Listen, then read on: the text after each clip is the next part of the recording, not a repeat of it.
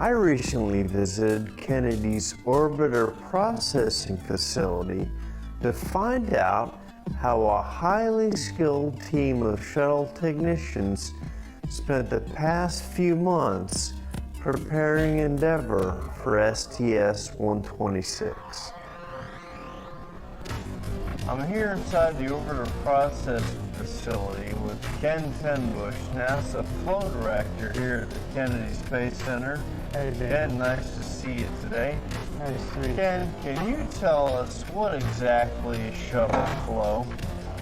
Shuttle flow is taking that vehicle from the time that it is landed.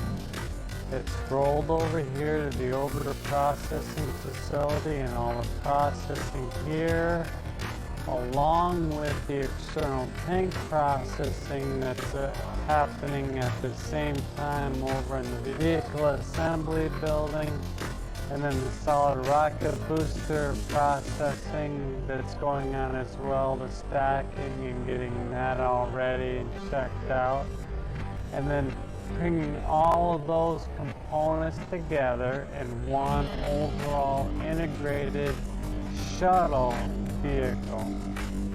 And then once you're at that point, you do a checkout in the vehicle assembly building,